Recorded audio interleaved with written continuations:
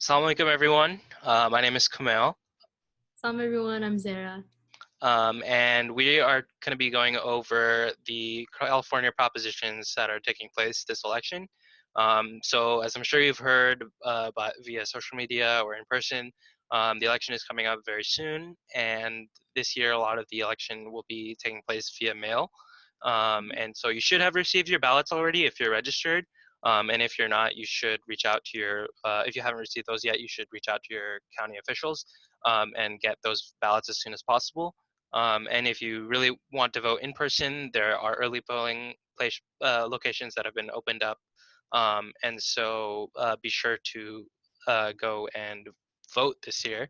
And so outside of the candidates that we'll be voting for state, local, and federal office, and most importantly, the president, there's a lot of propositions that are taking place. There's about 11 propositions that are going to be changing California law, and that's propositions that you get to vote on directly. And so for that, um, we want to provide some explanation because these can be very complex pieces of legislation, and you want to make sure that you have an informed vote. All right, so some general voter information is that if you don't know whether or not you're registered to vote, please visit either the website or you can call that 800 number. If you have not received your ballot in the mail, please call your county elections office as soon as possible.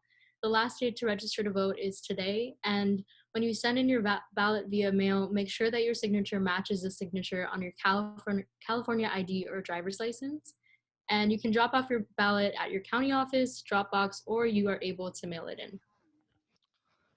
Thanks, Sarah. So we're going to go ahead and start on talk about the propositions. We'll start with Proposition 14, which is about stem cell research and developing a bond or passing out bonds for conducting that stem cell research. So this ballot initiative would issue $5.5 billion in general obligation bonds for the California Institute of Regenerative Medicine, which was created to fund stem cell research.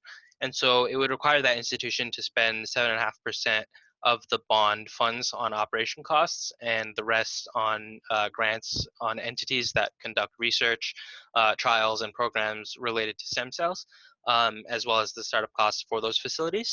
And so the bond funds would be dedicated towards research on therapies and treatments for brain and nervous system diseases, such as Alzheimer's, Parkinson's, and dementia. And so voting yes essentially supports issuing $5.5 billion of bonds for the state's stem cell research and making changes to the governance structure of that institute. And voting no opposes issuing those bonds. All right, so the next one is Proposition 15. This increases funding for public schools, community college, and local government services by changing tax assessment for commercial and industrial property. So Proposition 15 would tax commercial and industrial property based on current market value, not purchasing price. This would increase funding for K-12 classrooms, community colleges, and local governments. This would only be applied to properties over $3 million. Exceptions are in place for residential properties, agricultural land, and small businesses. Voting yes supports the change in calculating taxes for commercial properties over $3 million and using the money to fund local governments and schools, and voting no would not change how commercial property tax is calculated. Okay, so Prop 16 is another big amendment that you've probably seen ads about. And it's essentially the allow diversity as a factor in public employment, education, and contracting decisions constitutional amendment. So just to give some background, in 1996, California voters approved Prop 209, which prohibited what's known as affirmative action.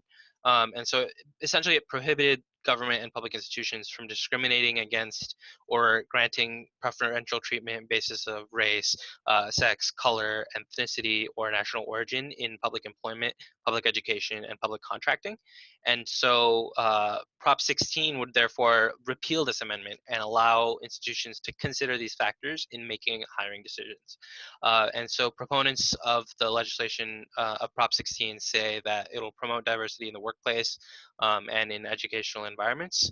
And so voting yes means that you will repeal Prop 209 and allow companies to consider these factors during the hiring process. And that would encourage, therefore, diversity in public employment and create, more equitable environments in the places that we work and in our schools. Voting no would mean supporting Prop 209 and prohibiting companies from considering gender, race, ethnicity, and national origin during that hiring process. All right, so the next one we have is Proposition 17. This is about voting rights restoration for persons on parole amendment. So this allows people on parole, and if you're unaware of what parole is, it's early release from prisons for good behavior, which is usually granted by courts. So this is for felony convictions to vote in California, restore voting rights to persons who have been disqualified from voting while serving a prison term as soon as they complete their prison term. So this would keep imprisonment as a disqualification for voting, but remove parole status. So voting yes means supporting this constitutional amendment to allow people on parole for felony convictions to vote, and voting no does not support this constitutional amendment, which means it would prohibit people who are on parole from felony convictions from voting. Yeah, and this is another big legislation that has to do with criminal justice, which I'm sure is in front of people's minds right now, given the national climate. So I would definitely recommend doing research on this. So Prop 18 is kind of a simpler piece of legislation. It's about primary voting for 17-year-olds. So if you're not aware, primary elections happen towards the middle of, towards, sometime in the spring, before the general election, which always happens in November. And so this proposition would allow 17-year-olds who are going to be 18 by the time of the general election to vote in those primaries and special elections. And so as of now, California permits individuals who are 18 years old on the date of the election to vote in that election. And so as you can see, that would be the fiscal impact of sending and processing voting materials to eligible 17-year-olds. And so this bill would also amend Section 2 of Article 2 of the Constitution. So essentially voting yes on this means that you support the amendment to allow 17-year-olds who are going to be 18 at the time of the next general election to vote in those primaries. And voting no opposes that. Definitely an interesting piece of legislation. Okay, so the next one we have Proposition 19, which changes certain property tax rules. Homeowners over 55, severely disabled, or whose homes were destroyed by wildfires or disasters will be able to transfer primary residence tax base to replace residence.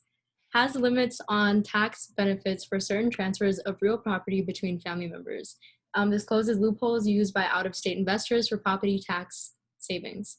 This revenue from this measure would be given to fire protection services and reimbursing counties for this tax-related change. So voting yes would allow this, and would only inherited properties used as primary homes or farms would be eligible for property tax savings. Voting no would mean that some homeowners over 55, disabled, or otherwise qualified to save on property tax when they move, all inherited properties would be eligible for property tax savings. Okay, so Prop 20 is another one that has to do with parole and criminal justice. And so this proposition restricts parole for nonviolent offenders, and it authorizes felony sentences for certain offenses treated as misdemeanors. And so voting yes on this means increasing the list of misdemeanors that should be tried as felonies and disqualifying several inmates from early parole, especially even those who have been charged with non-serious crimes and nonviolent crimes. And it means voting yes would mean that you support collecting DNA sample from criminals convicted of those misdemeanors. Voting no means opposing that increase to the list of misdemeanors and opposing the collection of DNA samples. So Proposition 21 expands local government's authority to enact rent control on residential property. So what is rent control? It is the regulation of the amount that landlords can charge on rental housing through the establishment of rent ceilings. So some local laws also protect tenants from eviction without cause. This proposition allows local governments to enact rent control on residential properties that are older than 15 years. Rent on these properties can increase to up to 15% over 3 years at the start of a new tenancy. Individuals who own homes or less are exempt from this policy. This will not violate a landlord's right to fair financial return on their property. So a pro is that Proposition 21 can prevent homelessness in California and will increase affordable housing and decrease the number of people evicted from their homes. Some cons is that Proposition 21 could reduce state and local revenues by tens of millions of dollars per year in the long term, and this varies city by city. And this could also reduce home values and eliminate homeowner protection while providing no protections for renters, seniors, veterans, or the disabled. Voting yes means that the government can enact rent control if given criteria is met. Voting no means that the government cannot enact rent control. Okay, so Prop 22. This is probably the piece of this piece of legislation that you've definitely heard about because it's blasting the airwaves on TV, radio, everything. And it's about app-based drivers, such as drivers for Uber, Lyft, DoorDash, Instacart, Postmates, all these app-based companies, and their ability to be considered as independent contractors. So if this proposition passes, it would consider app-based drivers to be independent contractors rather than employees or agents, employees for those companies. And so that includes drivers for Uber, Lyft, and DoorDash, and means that state employment-related labor laws do not have to cover those app-based drivers. And so essentially what that means is that, independent contractors don't have the state and legal protections that employees are entitled to. So that includes minimum wage, overtime, unemployment insurance, and workers' compensation. And so what this proposition would instead do is have them entitled to compensation such as minimum earnings, healthcare subsidies, and vehicle insurance. So that's basically this legislation. And just some additional information about the politics behind this piece of legislation. The Yes on Prop 22 campaign has received over $184 million, which is the most funds ever for an initiative campaign in the history of the state. And the funding includes $50 million from Uber, $48 million from Lyft, $47 million from DoorDash. And one key factor about this piece of legislation is that amending it or repealing it would require 7/8 vote in each chamber of the California state legislature and the governor's signature as well. And so if you know anything about state politics, it's hard to get that many people to agree on anything. So it would make it hard, very, very hard for this amendment to be repealed. And so some pros and cons. Some pros would be that it would classify them as independent contractors, which instead gives drivers flexibility and ability to set their own schedules. Classifying drivers as employees can limit affordability of these app-based services for consumers. Cons for this piece of legislation is that workers will be unable to obtain benefits under California labor laws, and the laws would be virtually unchangeable because of that 7/8 requirement that I just mentioned. And so voting yes means that you support the initiative, you support them being classified as independent contractors, and they don't have the state legal protections that employees are afforded to, as well as the benefits. And voting no means you oppose the ballot initiative to classify them as independent contractors, and instead be classified as employees who have benefits and protections of labor laws. All right, so Proposition 23 establishes state requirement for kidney dialysis clinics. So this requires on-site medical professionals. Essentially, this would require dialysis clinics to have at least one licensed physician at the clinic while patients are being treated, except when there is a shortage of physicians, report data on dialysis-related infections to the state health department and National Healthcare Safety Network, obtain consent from the state health department before closing a chronic dialysis clinic or decreasing services, and treat patients regardless of insurance and prohibits discrimination in offering care. So a few pros is that this improves poor hygiene in dialysis clinics by requiring infections to be reported, improves staffing in clinics by requiring a doctor in clinics during treatment, stops insurance-based discrimination, and improves all clinics, whether in wealthy neighborhoods or poor, rural, Black and brown neighborhoods, communities. Some cons is that this increases state and local healthcare costs, likely in low tens of millions of dollars annually. This could make the current doctor shortage and ER overcrowding worse, and could increase the cost of care and force many clinics to shut down due to the shortage of doctors.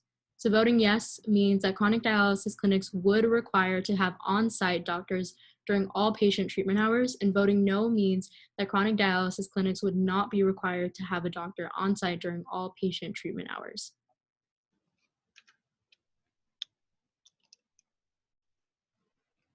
All right, and then we also have Proposition 24, which expands the provisions of the California Consumer Privacy Act and creates the California Privacy Protection Agency to implement and enforce the CCPA. So this provides new consumer privacy rights, such as limiting sharing data, personal information. The fiscal effects is that this impacts state costs and state and local revenue. Some pros is that this protects your personal information. It's a safeguard for youth. New limits on companies' collection and use of our personal data. Some cons is that this leads to bad connections, slower downloads, and more pop-up ads. And this proposition can continuously allow companies to take user information privately. A yes vote supports this ballot initiative to expand the state's consumer data privacy laws, and a no vote opposes this ballot initiative to expand the state's consumer data privacy laws or create the PPA to enforce the state's consumer data privacy laws. Okay, so this is Prop 25. It's another one that has to do with criminal justice, and it replaces cash bail with risk assessment for suspects awaiting trial. So as the criminal justice currently stands the system currently stands in California, people who are arrested and charged with crimes are charged with they're placed with bail, and they have to place that payment in order to be released from jail while they await their trial. And so this system wants to replace that cash bail system with a risk assessment system. And so assessments are based on how likely a person that committed a new crime will or will not appear in court. And it replaces that current cash bail system with as an amount of money to be released on bail determined by each trial court. And so some pros for this has to do with the fact that the current money bail system is pretty flawed. And the argument is that the money bail industry does not really care about the marginalized communities that are affected by the existence of cash bail. And some cons against replacing cash bail with risk assessment is that the proposition can lead towards some more discrimination towards marginalized communities and people who are affected by the existence of cash bail, and it imposes computer-based algorithms to make important criminal justice decisions. And so a yes vote is to uphold the contested legislation, Senate Bill 10, which would replace cash bail with risk assessments for detained suspects, and a no vote would repeal the contested legislation and keep the use of cash bail in place. And so that's it for the propositions. I just wanted to thank you guys all for watching, and be sure to go and vote as soon as possible. Today, Monday the 19th, is the last day to register to vote in California. And so if you haven't done so already, we'll be providing links to go and register and vote, and do that as quick as possible. If you've received your mail-in ballots yet, be sure to vote for your local, state, and federal officials who have been campaigning and making making the most of our democracy. Be sure to vote as soon as possible, as soon as you can, and we're be glad to be glad to answer any questions that you might have regarding propositions, and conducting research as well. And it's really important for our democracy that you engage in the system and vote and make your voice heard. Yes, thank you all for watching, and below we'll also have timestamps of each proposition if you're just interested or needed some clarification on one. So inshallah, we'll have that below. And yeah, thank you all for tuning in. Thank you.